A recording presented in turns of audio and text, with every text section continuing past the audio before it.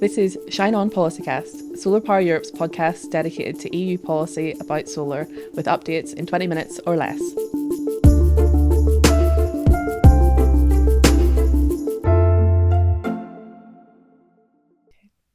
So I'm here today with our guest, Dries Acke, our Deputy CEO at Solar Power Europe. So welcome back, Dries.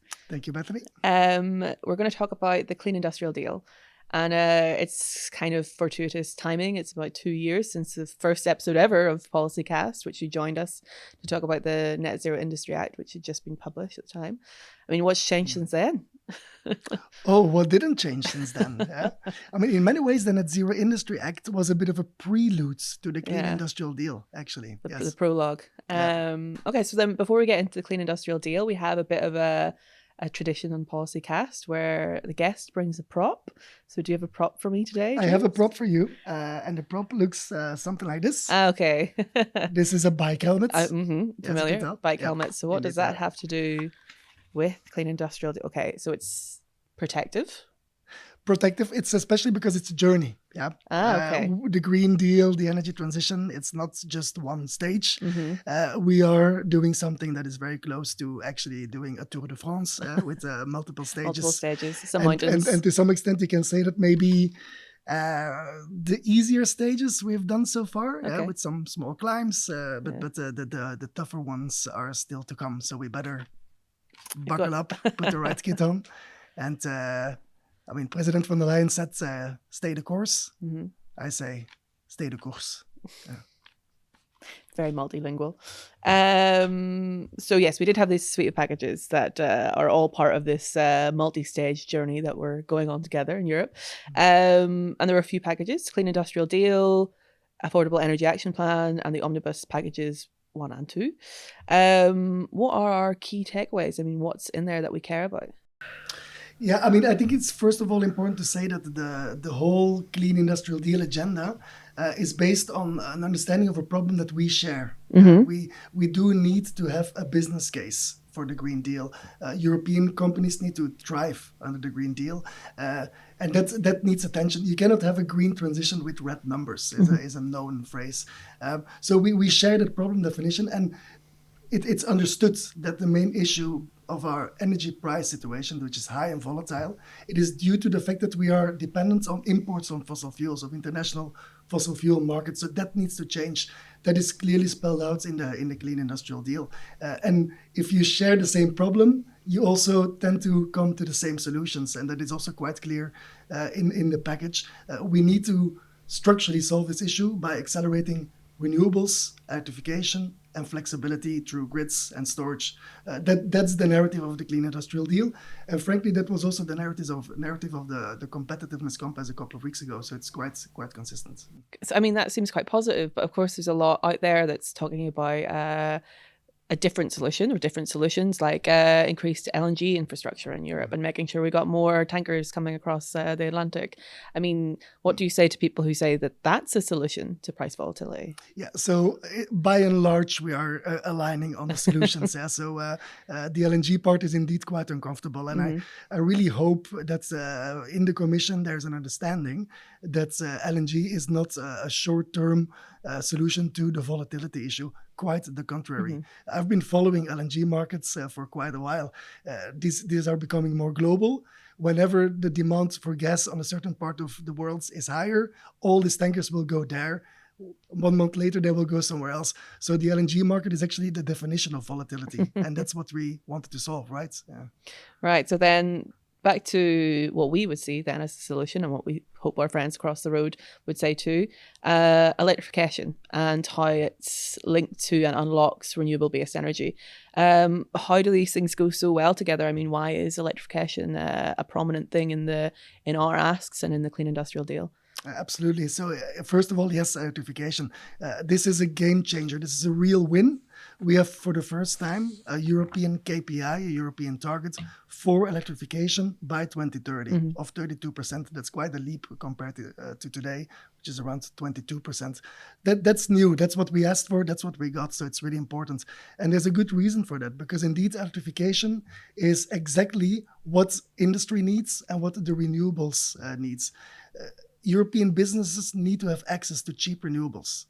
And at the same time, the renewables industry needs to have more electrical loads for its own business case. So if you want to have competitiveness, both for European companies and for the renewables industry, you do that through electrification.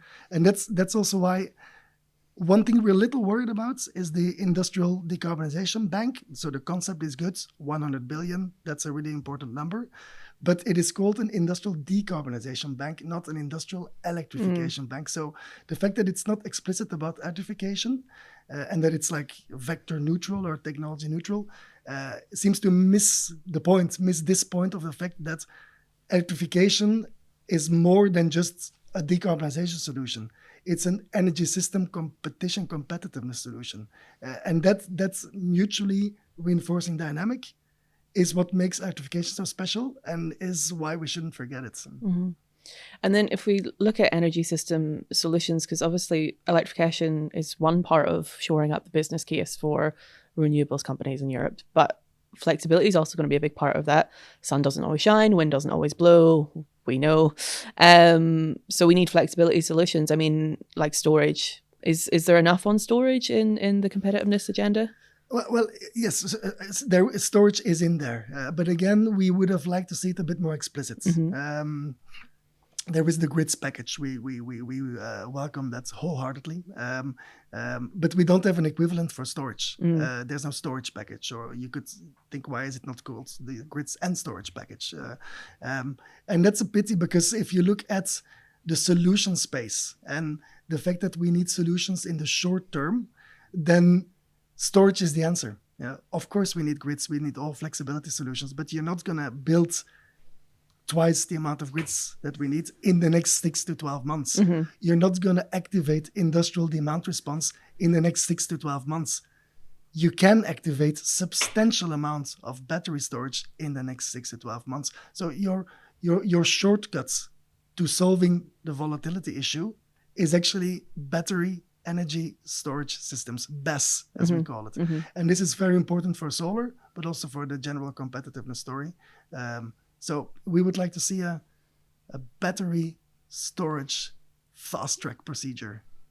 Cool. And that would come underneath this grid package, which is expected towards the end of the year? I hope minds are maturing around that. Yeah? So I hope that everybody agrees that storage is important. Everybody confirms it's on our minds. It's included in all of these initiatives. But it's important to give it a more explicit space in Start to take the it follow-up actions. A bit more seriously, yeah. Yes. Yeah. So that's the Clean Industrial Deal and some good parts under it, some additional asks that we'd like to see as it rolls out. But of course, last week also brought the Affordable Energy Action Plan and the Omnibus packages on the same day. I mean, what's new in these communications that we care about? Yeah, we talked about the Clean Industrial Deal, and most of what I said is also related to the Affordable Energy Action Plan.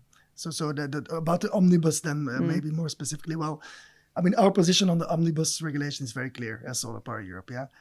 Simplification, yes. Deregulation, no. And that is really the solar sector's position. And if you look at what has come out now, so aligning scope between corporate sustainability due diligence and reporting directives, fine, that makes sense. Simplifying the rules, maybe really lowering the burden on SMEs, that's all sensible.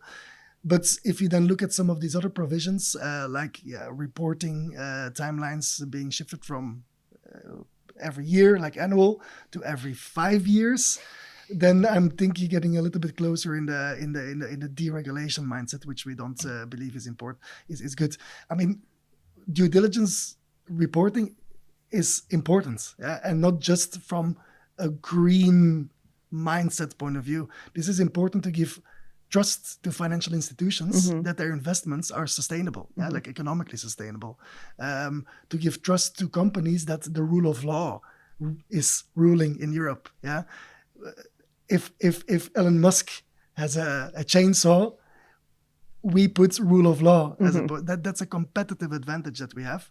It would be silly to throw that away.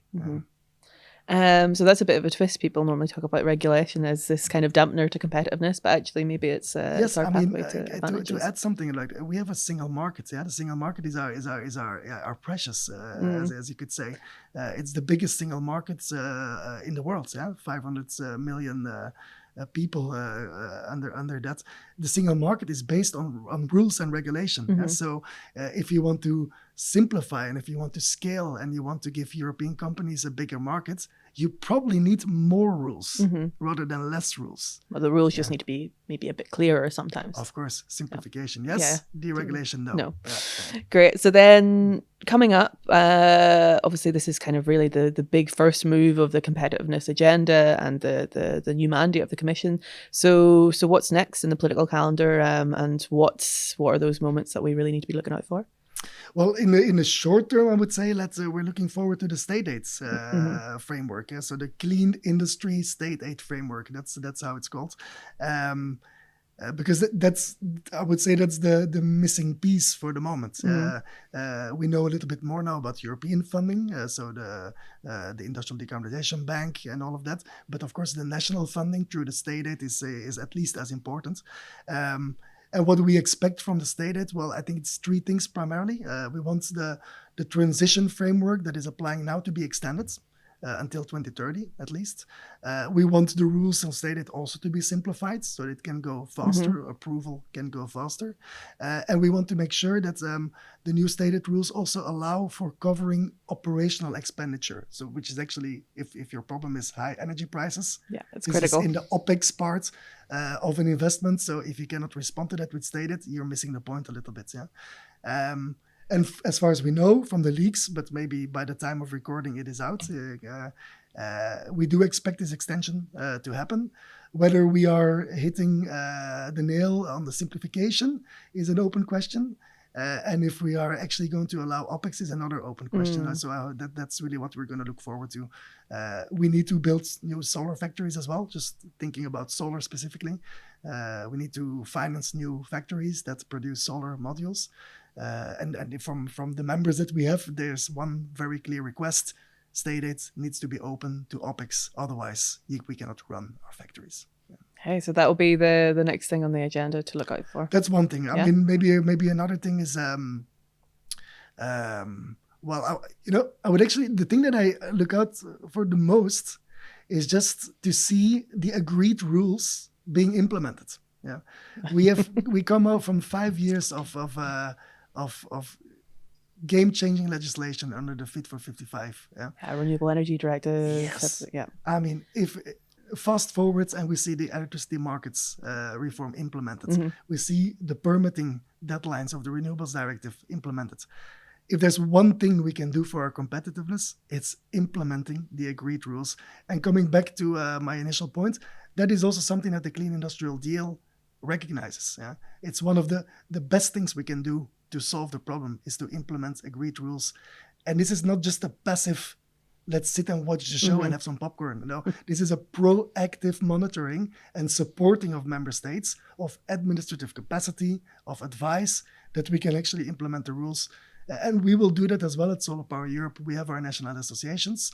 So we play this bridging role between the national level and the Commission, and we will keep a very close eye on good implementation. That's for sure. I'm sure our friends across the road will be glad to hear that. Well, thanks so much, Dries, for your insights today. And I'm sure we'll catch up again once some of these bits and pieces are really coming to reality. Absolutely. Thanks for listening to this episode of Shine On Policycast. Make sure to subscribe and turn on notifications to get updates about new episodes. Shine on.